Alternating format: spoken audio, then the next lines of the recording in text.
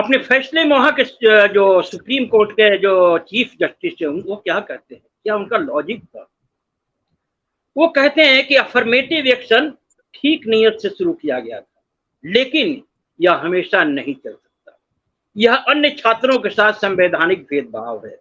छात्रों के अनुभव और योग्यता को आधार बना करके जो है अवसर मिलना चाहिए, ये हमारा मानना है। तो सुप्रीम कोर्ट ने सर जो है जो रेशियल रिप्रेजेंटेशन है उसको खत्म करके, जैसे हम लोग भारत में एक शब्दावली के अभ्यस्त हैं, मेरिट को जो है आधार बना दिया सर। और ये जो आधार बनाया इसी को लेकर के सर सारी दुनिया में हलचल मची है। ओबामा का कहना था सर कि एक न्यायपूर्ण समाज की दिशा में अफर्मेटिव एक्शन कभी पूर्ण उत्तर नहीं था, लेकिन उन छात्रों की पीढ़ियों के लिए जिन्हें अमेरिका के अधिकांश प्रमुख संस्थानों से व्यवस्थित रूप से बाहर किया गया था, एक्सक्लूड किया गया था, इसने हमें यह दिखाने का मौका दिया कि हम एक मेज पर एक सीट के हकदार हैं। सुप्रीम कोर्ट के फैसले के तहत हमारे प्रयासों को दोगुना करने का समय आ गया। बाइडेन ने जो है इस फैसले की तीव्र भर्त्सना की, कड़े शब्दों में भर्त्सना करते हुए उन्होंने कहा है कि अमेरिका में भेदभाव अभी मौजूद है। बाइडेन का कहना है कोर्ट का फैसला इसमें कोई बदलाव नहीं करता।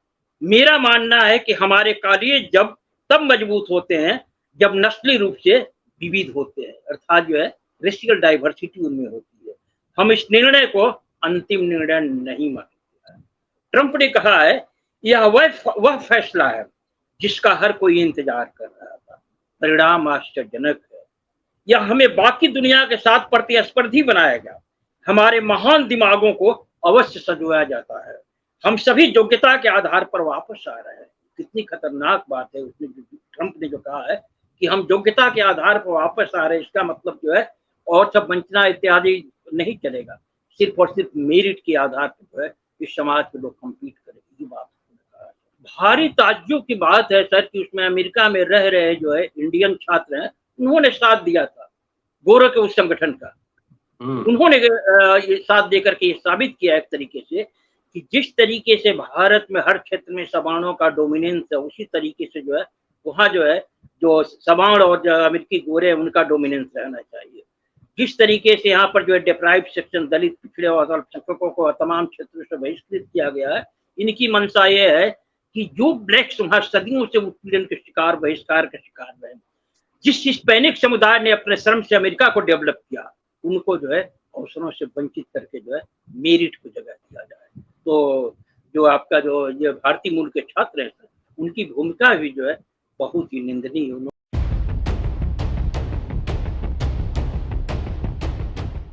अमेरिका के सुप्रीम कोर्ट ने विश्वविद्यालयों में डाइवर्सिटी के सिद्धांत को खत्म कर दिया है। पूर्व राष्ट्रपति बराक ओबामा ने और अभी वर्तमान राष्ट्रपति जो बाइडेन ने इस पे अपनी तीखी प्रतिक्रिया दी।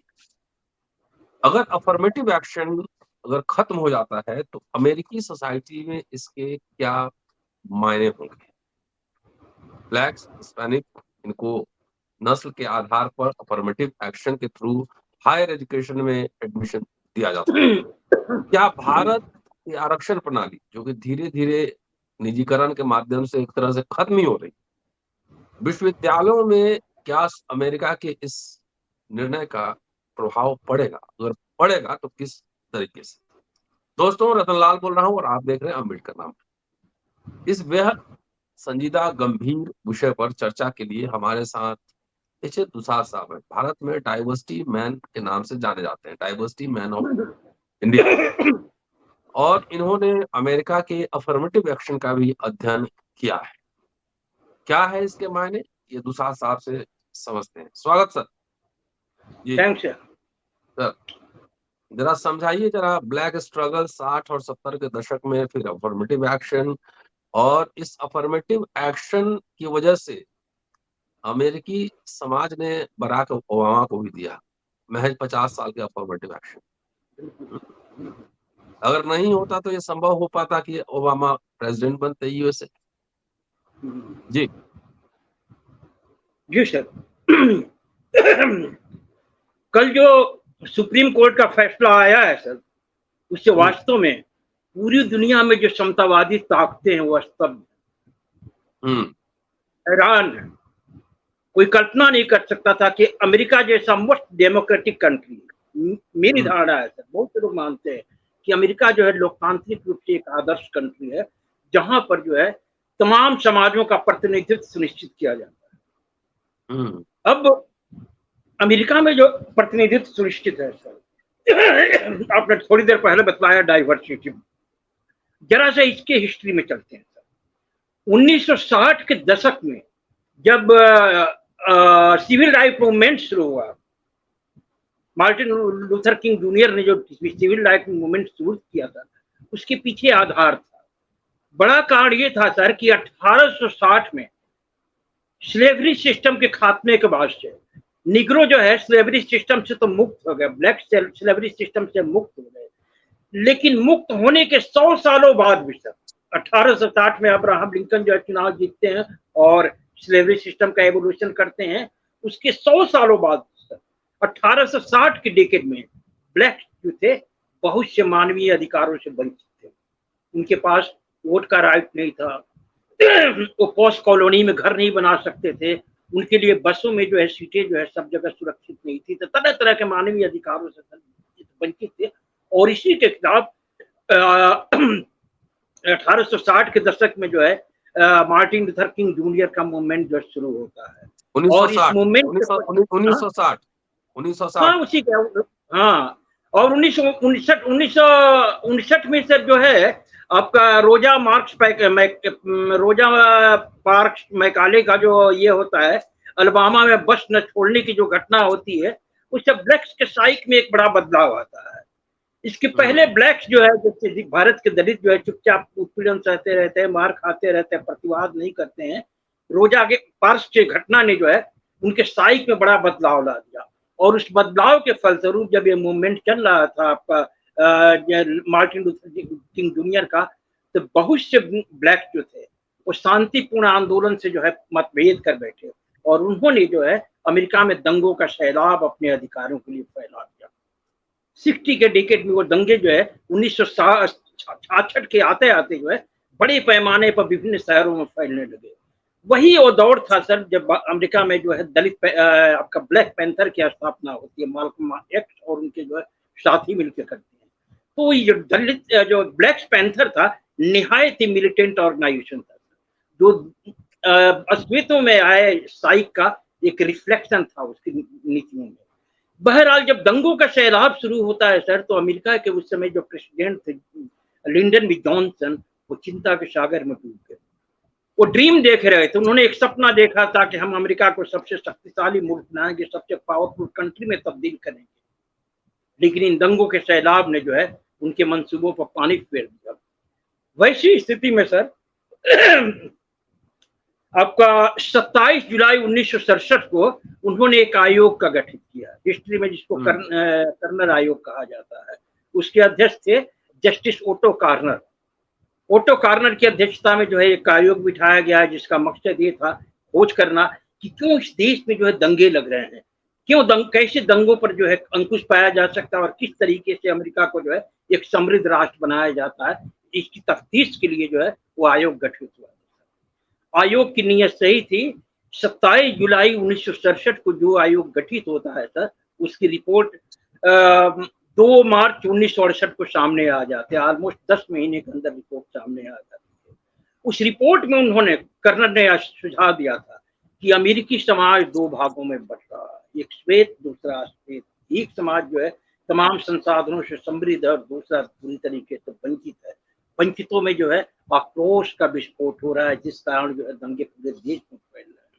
अब यदि अमेरिकी सरकार दंगों पर काबू लगाना चाहती है तो उसे वंचितों को देश के संपदा संसाधनों में शेयर देना पड़ेगा, उसको जो है भागीदारी देनी पड़ेगी, तब जाकर के इन दंगों पर नियंत्रण आएगा। लिंडन बी जॉनसन की नीयत सही थी, वास्तव में अमेरिका में जो है बदलाव लाना चाहते थे, उसको समृद्ध बनाना चाहते थे। जब उनके सामने ये सुझाव आया, तो इसे भारत में कई सुझाव आते हैं और यहाँ के सत्ताधारी इग्नोर कर जाते, वैसा उन्होंने नहीं किया। उन्होंने बहुत खोजबीन के बाद जो है ये एक स्लोगन दिया कि America should reflect everywhere. America हर जगह दिखना चाहिए। इसका आशय ये था कि अमेरिका की रेशियल सोसाइटी है सर, जहां ऑलमोस्ट 70% के करीब जो है गोरे हैं और बाकी 29-30% के आसपास जो है 13% ब्लैक्स हैं, 11% हिस्पैनिक्स हैं, 1.5% आपका रेड इंडियंस है और 3.5% के आसपास जो है एशियन पैसिफिक मूल के लोग हैं, माने भारतीय उपमहाद्वीप से गए हुए लोग हैं, इसमें चाइना, श्रीलंका इत्यादि के लोग आते हैं। तो इस तरीके से वहाँ अश्वेतों की संख्या कर सकते हैं कि नॉन व्हाइट की संख्या जो है लगभग 29% के करीब थी और ये तमाम अधिकारों से वंचित थे। तब उन्होंने जो लिंडन बी जॉनसन ने जो स्लोगन दिया कि अमेरिका शुड रिफ्लेक्ट एवरीवेयर, उसका आशय ये था कि अमेरिका के तमाम संपदा संसाधनों और अवसरों के बंटवारे में जो है 70% ही जो है अवसर मिलना चाहिए गोरों को, क्योंकि उनकी आबादी 70%, बाकी 30% should go to black citizen, जिनको माइनॉरिटी कहा जाता है। उन्होंने स्लोगन तो दे दिया सर, लेकिन उस समय तक दुनिया में ऐसा कोई फार्मूला नहीं था जिसके जरिए जो इस तरीके से रिप्रेजेंटेशन सुनिश्चित किया जा सके विभिन्न सामाजिक समूहों। वैसी स्थिति में लिंडन बी जॉनसन सर जो है डॉक्टर अम्बेडकरी आरक्षण का जो है उस आइडिया को बोरो करते हैं। भारत की जो आरक्षण व्यवस्था सर, इसी आइडिया को अमेरिका में बोरो किया जाता है लिंडन बी जॉनसन के द्वारा, और इस आइडिया को जो है तमाम क्षेत्रों में सर्वव्यापी आरक्षण का रूप दे दिया जाता है। जैसे भारत में सिर्फ नौकरी और क्या नाम है पॉलिटिक्स तक सीमित था और बाद में एडमिशन में भी आया, तो अमेरिका में जो है नौकरी, पॉलिटिक्स और एडमिशन से आगे बढ़ करके सप्लाई, डीलरशिप, फिल्म, टीवी, ये टू गेट ऑल जितने भी सेक्टर थे उसमें जो है रेशियल डाइवर्सिटी, जो नस्लीय विविधता है, उसके प्रतिबिंबन का जो है आधार सुनिश्चित किया गया अम्बेडकरी आरक्षण को लेकर। इसी क्रम में सर जो है 1978 में वहां की यूनिवर्सिटियों में रिजर्वेशन की व्यवस्था हुई, जो diversity policy Lyndon B Johnson ने लागू किया 1978 में जाकर के अमेरिका की जितनी भी यूनिवर्सिटी है उसमें ये व्यवस्था लागू होती है। इस व्यवस्था के तहत वहाँ की जितनी भी बड़ी बड़ी यूनिवर्सिटीज है, यहाँ तक कि हार्वर्ड जैसा वो विश्वविख्यात विद्यालय हो, क्या भी नॉर्थ कैरोलिना यूनिवर्सिटी है, जितनी भी यूनिवर्सिटी है, प्रत्येक यूनिवर्सिटी में सर वहाँ छात्रों के एडमिशन में, शिक्षकों के नियुक्ति में और जो आपका एडमिनिस्ट्रेशन डिपार्टमेंट है उसमें जो है सोशल और जेंडर डाइवर्सिटी का फार्मूला जो है लागू करने का आदेश शुरू होता है। उसके तहत जो है विभिन्न नस्लीय समूहों के पुरुषों को और स्त्रियों को उनकी संख्या अनुपात में अवसर मिलता है। ये अवसर जो है सर हजारों साल से एजुकेशन सेक्टर से वंचित जो वहाँ के जो है नॉन व्हाइट्स हैं, ब्लैक्स, हिस्पैनिक्स वगैरह, उनको जो है हायर एजुकेशन से जुड़ने का एक रास्ता जाता है। और उसके बाद क्या होता है सर कि ये जो एजुकेशन डाइवर्सिटी है, इस एजुकेशन डाइवर्सिटी के फलस्वरूप अमेरिका का जो ह्यूमन रिसोर्स है वो जो है चमत्कार कर डालता है।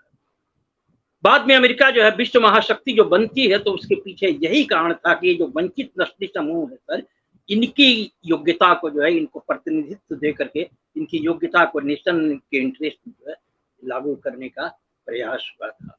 तो इससे जो है वहां पर एक तरीके से कहे जो नस्ली विभेद था, जो रेशियल एपार्थाइड था, वो खत्म हो रहा था, सामाजिक असमानता की खाई पट रही थी और तरह तरह से जो है बड़े अमेरिका का अच्छा चेहरा जो उभरते जा रहा था और धीरे धीरे अमेरिका जो है एक आइडियल डेमोक्रेटिक कंट्री का रूप अख्तियार कर रहा था।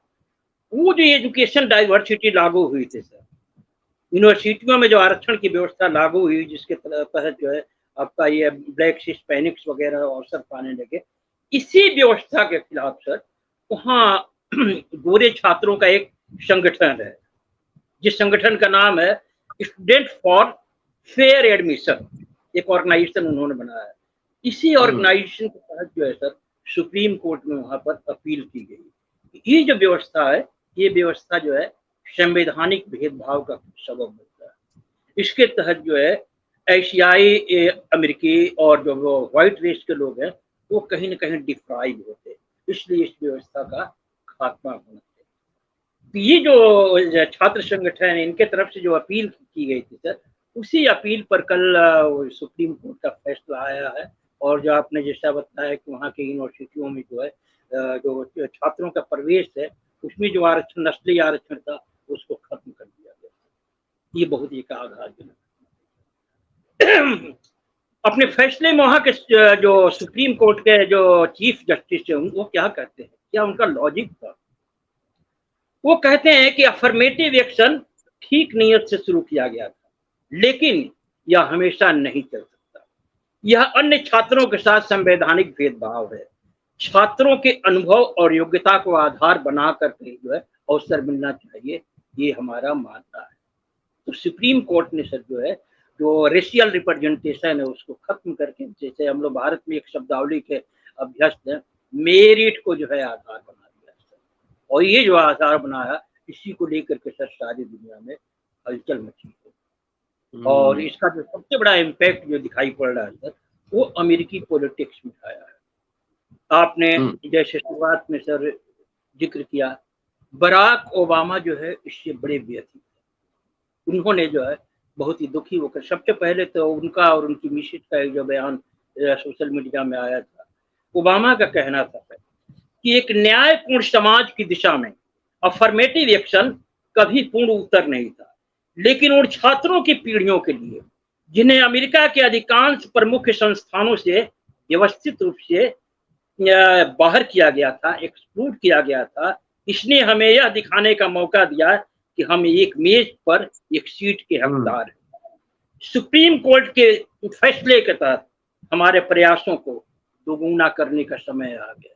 साथ उन्होंने आह्वान किया कि अमेरिका में जो असमानता है, नस्लीय असमानता है, उसके खात्मे की दिशा में हमें जो है अब डबल एफर्ट चलाना पड़ेगा, ये उनका बयान है। लेकिन इस मुद्दे पर जो है सर, अगर पूरी दुनिया में बेचैनी है, लोग अगर चिंतित है, तो एक सबसे बड़ी राहत की जो खबर इनके तरफ से आई है, जो वर्तमान राष्ट्राध्यक्ष है जो बाइडेन ने जो है इस फैसले की तीव्र भर्त्सना की।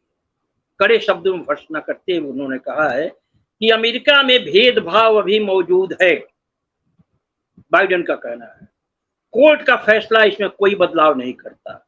मेरा मानना है कि हमारे कार्य तब मजबूत होते हैं जब नस्ली रूप से विविध होते हैं, अर्थात जो है रेशियल डाइवर्सिटी उनमें होती है। हम इस निर्णय को अंतिम निर्णय नहीं मानते। जो बाइडेन का ये बयान, ये बड़ा आश्वास्तकारी बयान है, वो जो खुल के कहते हैं कि हम इस निर्णय को अंतिम निर्णय नहीं मानते।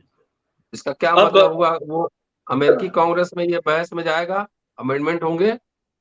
नहीं, बिल्कुल जाना है सर। इसमें देखिए, जैसे मैंने बताया ना कि इस घटना ने अमेरिकी पॉलिटिक्स को दो भागों में बांट दिया है। जितने भी डेमोक्रेट्स हैं जो बाइडेन के साथ जो है इसके समर्थन में खड़े हैं, वही जो है रिपब्लिकन्स है जिसका नेतृत्व ये कुछ साल पहले जो है ट्रंप ने किया था। ट्रंप इस पर जो है खूब खुशी जाहिर की। ट्रंप का बयान जो है, भारतीय जो है, भारतीय भी खुश हैं इस निर्णय से। हाँ सर, आपने अच्छा याद दिलाया। ये जो छात्र संगठन जो है आपका ये किया था, अपील किया था कि ये खत्म होना चाहिए, भारी ताज्जुब की बात है सर कि उसमें अमेरिका में रह रहे जो है इंडियन छात्र हैं, उन्होंने साथ दिया था गोरा के उस संगठन का। उन्होंने ये साथ देकर के ये साबित किया एक तरीके से कि जिस तरीके से भारत में हर क्षेत्र में सवर्णों का डोमिनेंस है, उसी तरीके से जो है वहाँ जो है जो सवर्ण और अमेरिकी गोरे उनका डोमिनेंस रहना चाहिए।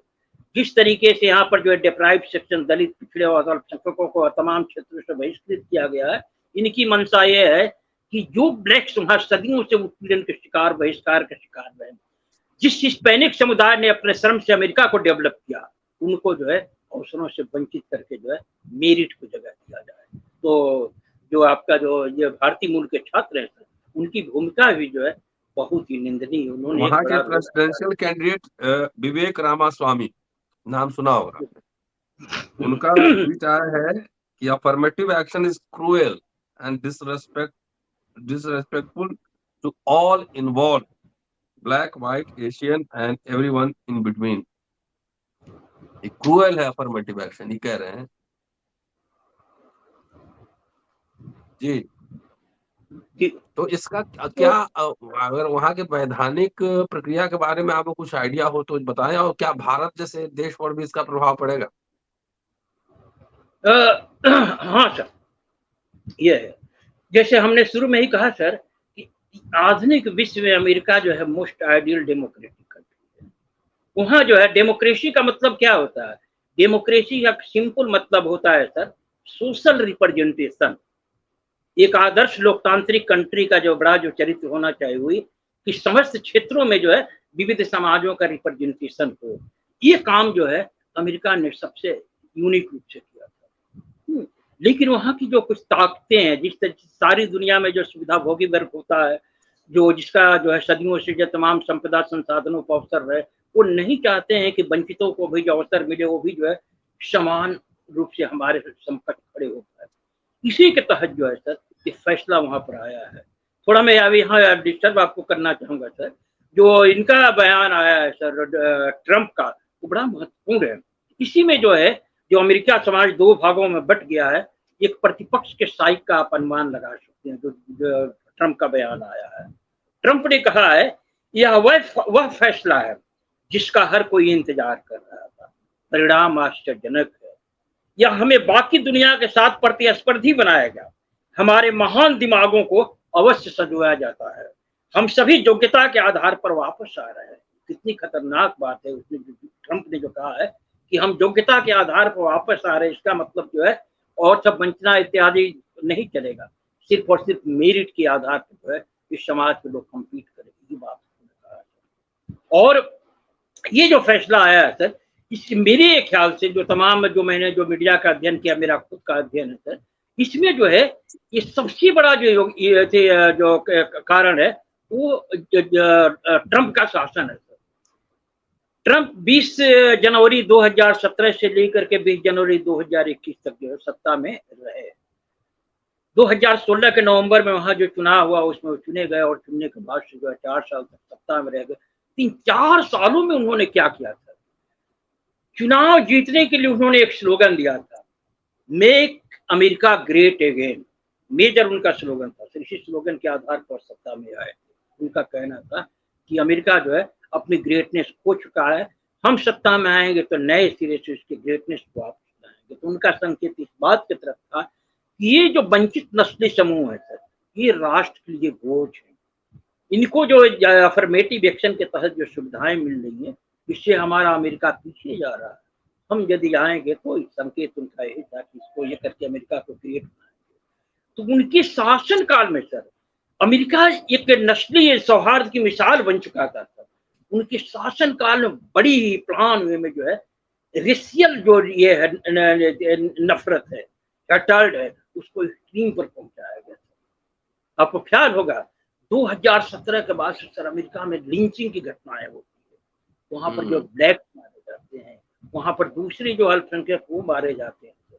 इन्हीं के राज में सर जिस डाइवर्सिटी पॉलिसी के तहत जो है ब्लैक से हिस्पैनिक वगैरह को जो है तमाम सेक्टरों में संख्या अनुपात में अवसर मिल रहा था, वो अवसर धीरे धीरे बंद हो गए सर। सबसे बड़ा इम्पैक्ट सर आपका इसमें आया था ऑस्कर अवार्ड में। ट्रंप के आने के में पहले जो है जो वर्ल्ड का सबसे जो महत्वपूर्ण जो पुरस्कार होता है ऑस्कर में जो है ब्लैक्स का अच्छा खासा प्रतिनिधित्व रहता था।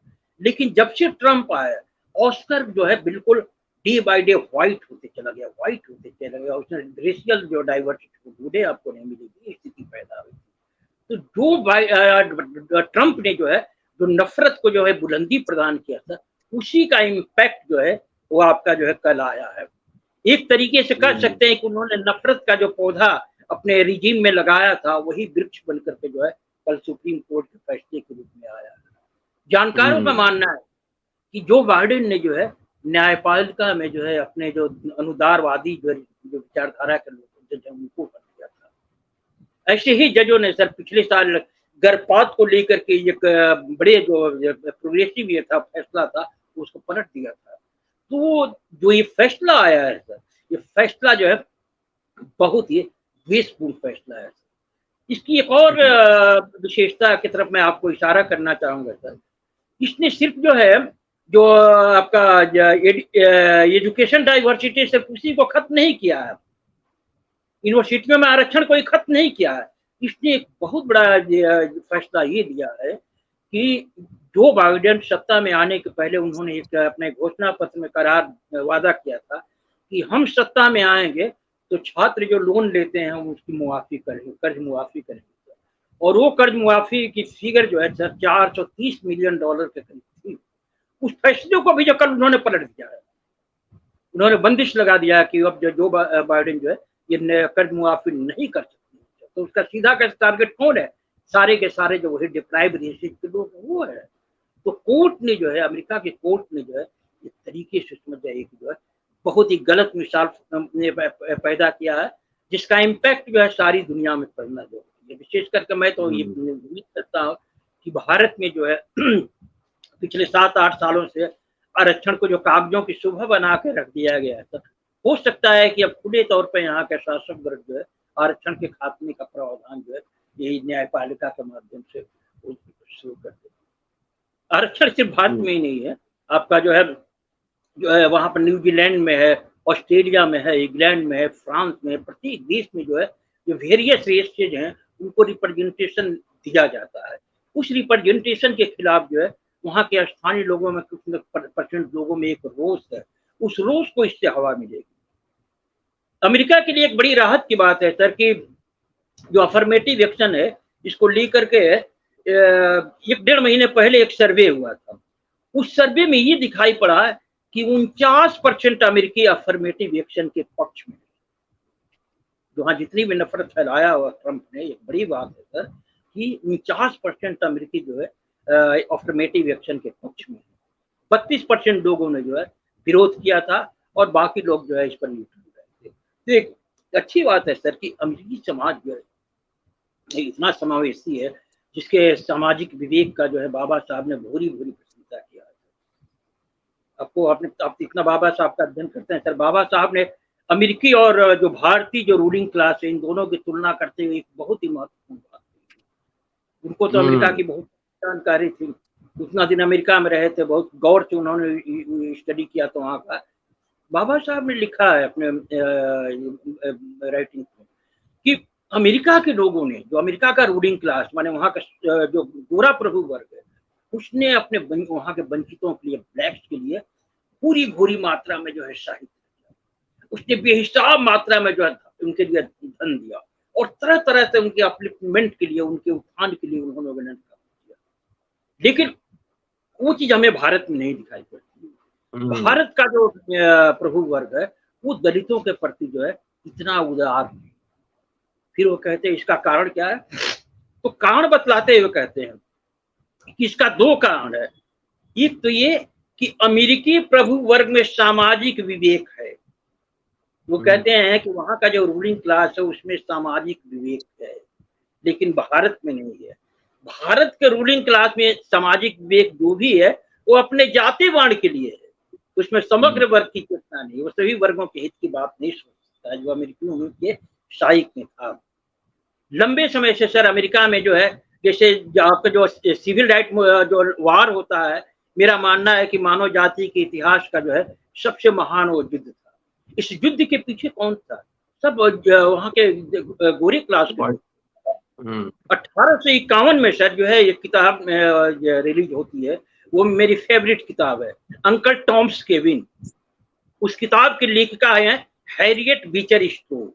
हैरियट बीचर स्टो कोई प्रोफेशनल राइटर्स नहीं थी, वो एक पादरी पिता की पुत्री थी, एक साधारण गृहिणी थी।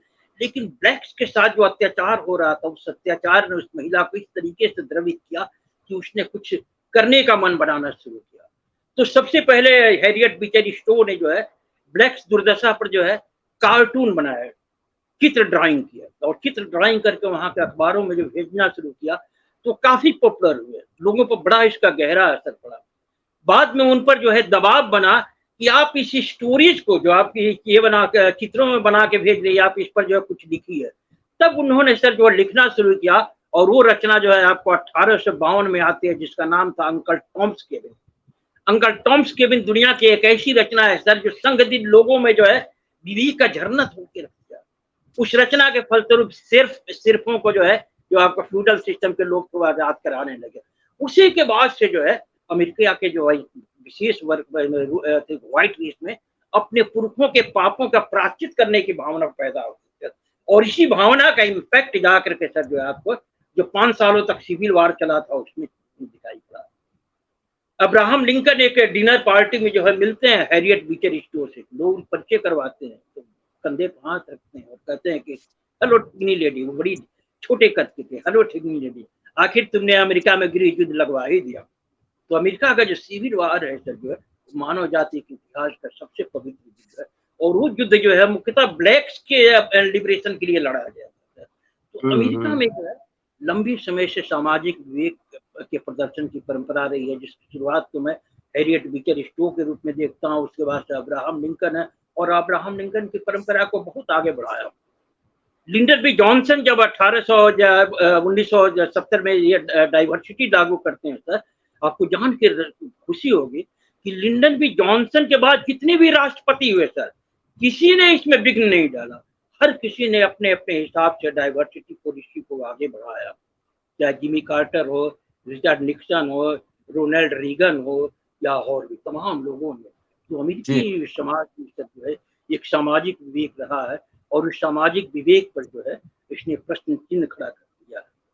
मेरा एक लेख प्रकाशित हुआ है, मैंने यही कहा है कि अमेरिका के सुप्रीम कोर्ट के इस फैसले ने जो है जो अमेरिका का सामाजिक विवेक है उसको एक तेजाबी टेस्ट के सामने खड़ा कर दिया। अब देखना है कि कैसे वो बनता है। यहाँ मैं बात की तरफ याद दिलाना चाहूँ सर कि ट्रंप के शासन में जो नफरत को ऊंचाई दी गई सर, उस नफरत के मैंने बताया थोड़ी देर पहले कि जो हो रहा है, तमाम क्षेत्रों से बहिष्कार हो रहा है, नन व्हाइट्स का लिंचिंग हो रही थी, बहुत सी चीजें हो रही थी, तो ऐसा लगा कि जो है अमेरिकी समाज जो है पूरी तरीके से बर्बाद हो चुका है, उसमें जो है नन व्हाइट्स के प्रति कोई जो है करुणा नहीं रह गई। लेकिन 25 मई 2020 को जब जो है जॉर्ज फ्लॉयड की हत्या होती है, आपको याद होगा सर जो है अमेरिका में एक घटना हुई थी, जॉर्ज फ्लॉयड नाम का एक ब्लैक था, उस ब्लैक्स को जो है उसके गर्दन पर जो है लात रख करके एक पुलिसकर्मी ने उसको मार डाला था, सांस करके बेचारा मर गया। ये वीडियो जब सामने आता है सर, तो अमेरिका के जिन लोगों पर हम लोग जो है उनके सामाजिक विवेक पर जो है सवाल खड़ा करने लगते थे, उनका सामाजिक विवेक जो है ज्वालामुखी बन के फट पड़ता है। और फ्लॉयड के समर्थन में ब्लैक से कहीं ज्यादा मात्रा में जो है वहां का व्हाइट देश के लोग जो सड़कों पर उतरे थे। और कमाल देखिए कि स्थिति ये हो गई थी कि आपका जो नफरत के बादशाह है ट्रंप को अपने परिवार के साथ बंकर में छुपना पड़ा था सर, बंकर में उनको जो पनाह लेनी पड़ी थी, व्हाइट हाउस को घेर लिए थे सब, इनके सिर्फ इनके ब्लैक के राइट के हित में। तो हमें उम्मीद है सर कि ये जो इतना बड़ा सुप्रीम कोर्ट ने आघात पहुंचाया है, जिसका जो है एक विश्वव्यापी इम्पैक्ट होना है, उम्मीद है कि ब्लैक्स तो जो है इसके खिलाफ सड़कों पर उतरेंगे, वो अपने लेवल पर जो है प्रयास करेंगे। इस घटना को लेकर के सारी दुनिया में जैसे जॉर्ज फ्लॉयड के लिए जो है आपका न्यूजीलैंड, ऑस्ट्रेलिया, तमाम दुनिया में धरना प्रदर्शन हुए, भारत में भी कुछ हुए थे। इस घटना को लेकर के जो है पूरी दुनिया में उस किस्म की प्रतिक्रिया दिखाई पड़ी। लेकिन बात तब बनेगी सर जब अमेरिकी प्रभु वर्ग का जो सामाजिक विवेक है सर, वो सामाजिक विवेक जो है एक बार परीक्षा में जो है सफल हो जाए। यदि वहां का गोरा प्रभु वर्ग जो है ब्लैक्स का साथ देता है, तो मुमकिन है कि जिस तरीके से इन्होंने जो बाइडेन ने कहा है कि हम इस निर्णय को अंतिम निर्णय नहीं मानते, अगर वो गोरा वहां का जो रूलिंग क्लास अगर चाह दिया, ये फैसला सर जो है पलट सकता है, पलटना जरूरी है। अगर नहीं पलटता है सर तो ये तो बहुत बुरा हो। ये मेरा चलिए, शुक्रिया दुसाद साहब। और इस विषय पर लगातार अम्बेडकर नामा पर आप चर्चा सुनेंगे, डिफरेंट एंगल से इसको समझने की कोशिश करेंगे। आप सुन रहे थे diversity man of India HL Dusad साहब को। पूरा वीडियो देखिए, शेयर और सब्सक्राइब करते रहिए। शुक्रिया, जय हिंद।